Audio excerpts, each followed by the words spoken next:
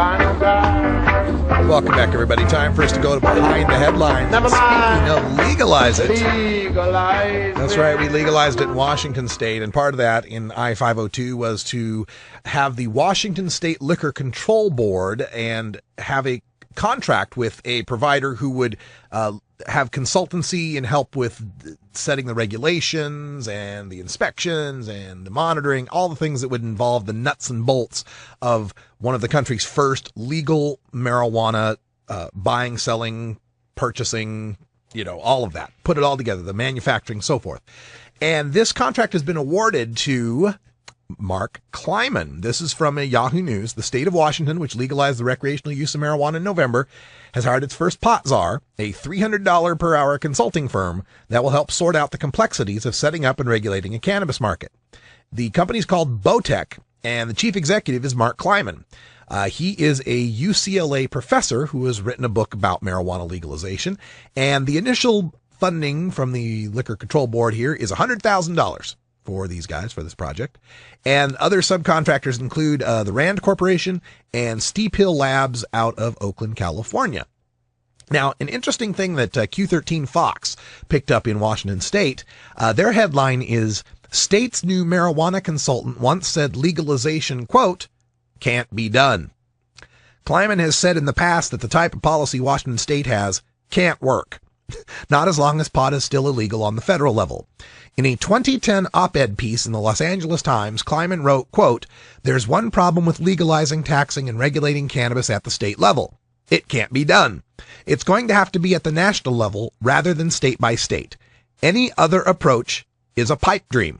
End quote. That's 2010, folks. That's not too long ago that Mark Kleiman, the guy in charge of setting up regulations for Washington State, said it couldn't be done.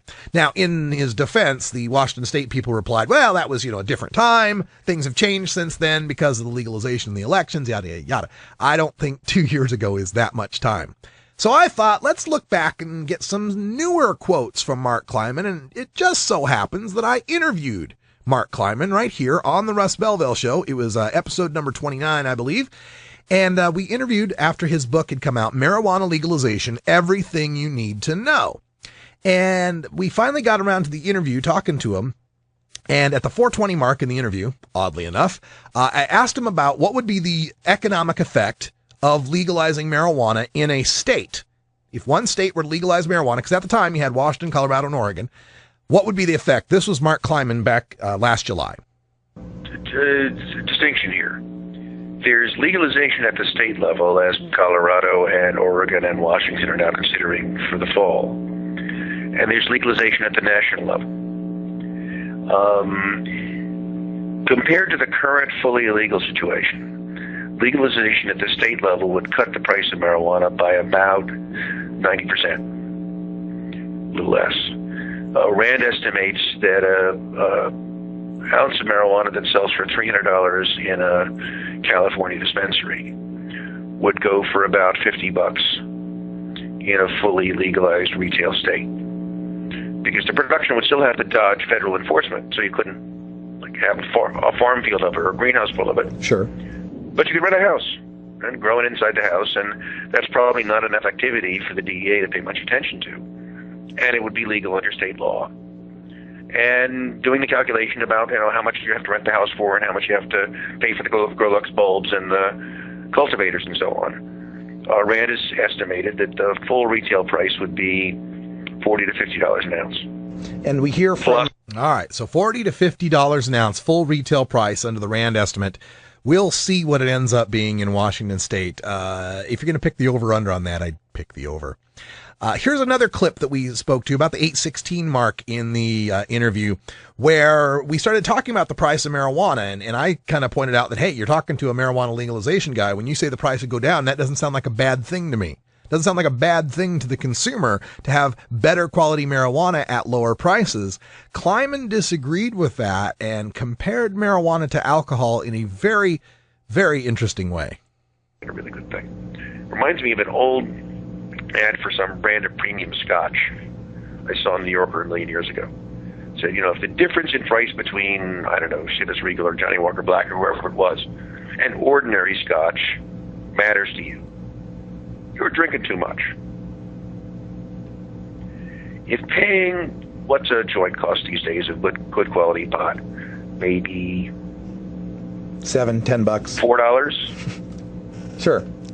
Yeah, all right. And it'll keep two people stoned for 4 hours, roughly. So they're paying 50 cents an hour to get stoned. So the candy bar they eat because they got the munchies costs more than the pot did. If the price of the pot matters, you're smoking too much pot. If the price of the pot matters, you're smoking too much pot. Apparently, there's some magical level at which you've had too much, and Mark Kleiman knows what it is. So, of course, his plan here is to make marijuana, and this is his quote from a little bit later on in the interview. He says, "My view is we'd be better off conceding that some people are going to smoke too much pot, make it legal, and then try to make it as expensive as we can under legality and try to limit the marketing." Right? So try and make marijuana as expensive as we can, because if the price matters to you, you're smoking too much. He also in the interview points out how marijuana completely legalized federally, nationwide, where you could grow it with, combines and harvesters, would be about the price of tea bags. Of course, he says that's bad as well. And probably the most amazing thing he had to say had to do with nobody ever died from smoking tobacco. Not zero. This nobody ever died is sort of silly by those standards. Nobody ever died of smoking tobacco either. Nobody ever died of smoking tobacco? Well, if the rule is you're looking only at fatal overdoses, cannabis smoking damages the lung.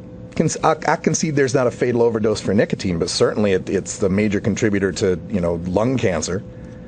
Yes, and it looks like cannabis does not cause lung cancer, but it does cause other kinds of lung damage. It's very implausible that nobody died. It's very implausible that nobody ever died of an accident that happened because he was stoned.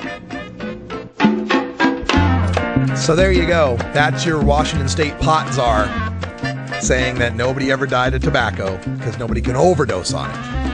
Comparing marijuana to Chivas Regal and Johnny Walker. Oh, have you ever met that funny reefer man? A reefer man.